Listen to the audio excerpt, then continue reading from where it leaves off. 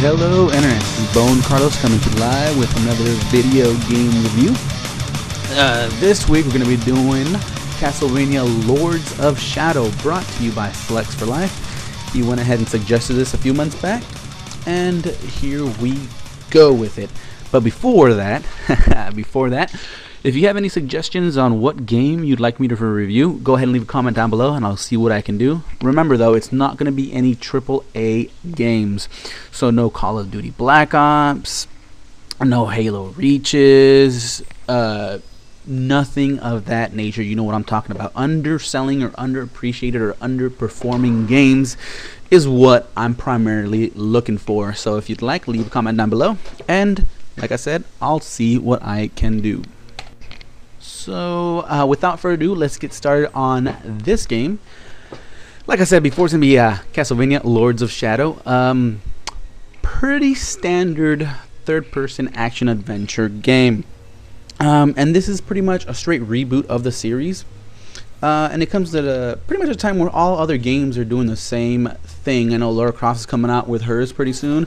You've got Twisted Metal on the works. And Mortal Kombat recently is getting a reboot, recently got a reboot as well. So this pretty much is in line with all those other games that are coming out or have already out before.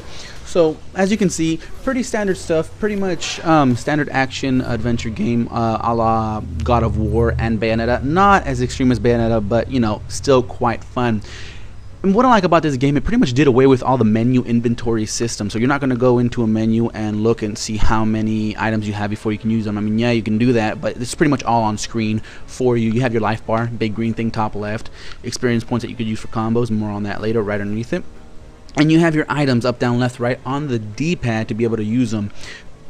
Pretty simple, pretty basic. You guys have all seen that before. Now on the bottom left and the bottom right, you're going to have light magic and shadow magic. Light magic is going to be the blue. Shadow magic is going to be the red. FYI. In the middle, I forget what it's called, but it's pretty much how you charge up your light and shadow magic. Every successful combo you do fills it up. After it's filled up, every successful hit drops an orb.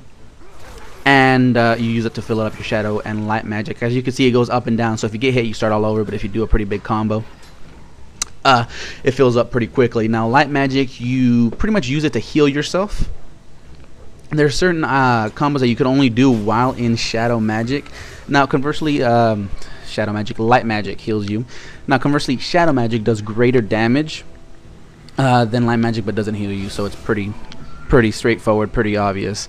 Now, the one big thing is that I liked about it is that certain combos you can only do in shadow magic, certain combos you could only do in light magic, and there's also certain puzzles that you have to use them different ways to be able to progress, which was another thing I liked. The progression in this game, the pacing of this game was spot on. As soon as you got tired of, let's say, combat for whatever reason you would want to get tired of combat, a new puzzle was thrown at you. If a certain puzzle and combat you were kind of tired, they'd throw in platforming. If you got tired of all three, they'd throw in a different puzzle or a different enemy at different times, and it was fantastic, which went right along with the story, which it's a pretty basic story, revenge, kill, blah blah blah blah, nothing too out of the ordinary story-wise, but it does have one of the coolest endings that I have ever seen. Not the best ending. I didn't say best. I said coolest.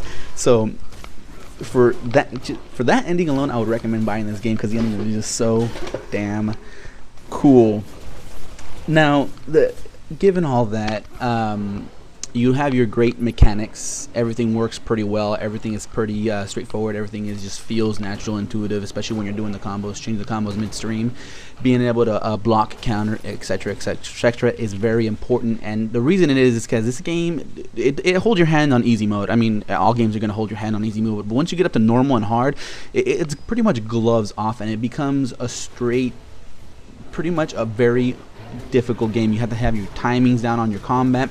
You have to have reflexes, know when to use your shadow magic, know when to use your light. You have to know when to use your items. Everything has to come into conjunction with each other to be able to progress, because hard mode is hard, people. It's not something you're going to be able to button mash through.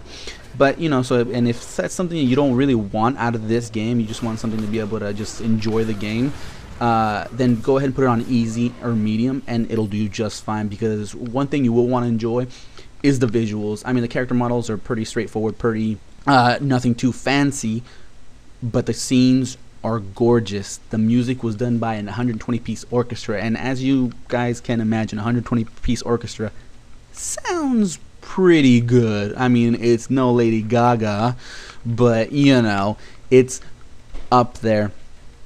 You have your this is your menu screen. I mean, you've seen one menu screen, you've seen them all. This is just pretty much an afterthought. I mean, you have your beastery, you have your combo page where you could unlock your different combos and then look back and see how it is and how to connect them.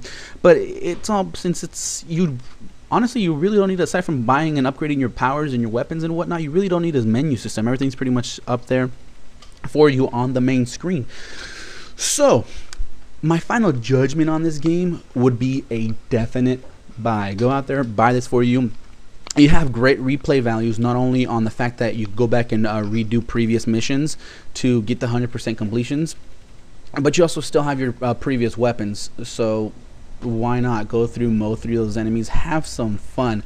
Now the best prices I was able to find, it was 25 bucks new for the PlayStation 3. Oh no, 29. So 30 bucks new for the PlayStation 3. You're gonna be paying $5 extra if you're on the Xbox 360. So it's gonna come out to 35.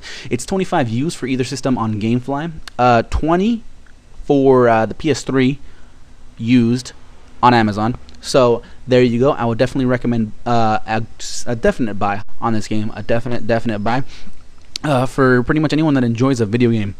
So there you have it. I hope you guys enjoyed, got something out of this video. If not, leave a comment down below notifying me on what I could improve, because I would always love to improve. And again, if you have a video game you'd like me to review, remember, no AAA titles, people. No AAA titles. No, shame. And I'll see what I can do on that. Otherwise, I'm going to go enjoy some lunch because I am hungry. And I'll catch you guys next week.